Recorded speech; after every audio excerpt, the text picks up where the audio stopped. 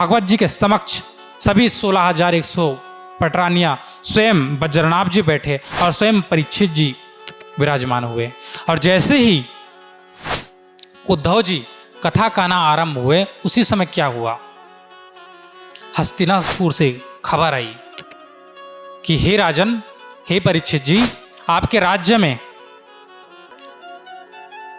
मुसीबत आन पड़ा है, कुछ परेशानियां आ गई है, अतः आपको तुरंत वहां पे उपस्थित होना चाहिए, आपको तुरंत वहां पे जाना चाहिए, अतः आप हस्तिनापुर के लिए प्रस्थान करिए। जब हस्तिनापुर से यह संदेश परीक्षित जी के लिए आया, तब परीक्षित जी तो बड़े बेचैन हो गए कि अभी तो भगवान की लीलाओं का मैं कथा सुनने वाला था, उस लीला कथा में मैं सरोवर होने वाला था, लेकिन ये क्या, मुझे हस्तिनापुर जाना है? नहीं नहीं, अब तो मेरा तो सर्वस्व ही, मेरा प्राण ही, जिन्होंने मेरे गर्भ में रक्षा की है, उस नंद नंदन भगवान के मैं कथा का रसास्वादन करना चाहता हूं, उनके नित्य लीला में प्रविष्ट होना चाहता हूं, तो मैं नहीं जाऊंगा।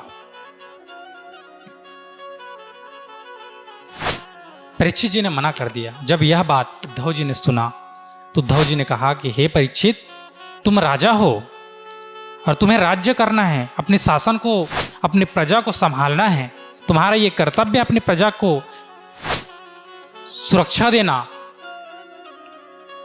उनकी सहायता करना, अपने राज्य को संभालना, ये तुम्हारा कर्तव्य है। तो हे परीक्षित, तुम एक काम करो, तुम अभी यहां से चले जाओ। तब परीक्षित जी रुदन करने लगे कि हे उद्धव जी, जिस कथा को सुनने के लिए मैं व्यथित हो रहा हूं, विचलित हो रहा हूं, उसको कथा को छोड़कर मैं कैसे जाऊं? तब उद्धव जी ने कहा, तुम चिंता ना करो, तुम्हें स्वयं नंदनंदन श्री कृष्ण सुखदेव जी के रूप में आकर के श्रीमद् भागवत कथा रूपी अमृत का रसास्वादन कराएंगे। तुम चिंता मत करो, तुम्हारे लिए स्वयं श्री कृष्ण भगवान सुखदेव जी के रूप में आएंगे कथा सुनाने के लिए। तो तुम अभी अपने राज्य की ओर जाओ और अपने कर्तव्य का पालन करो।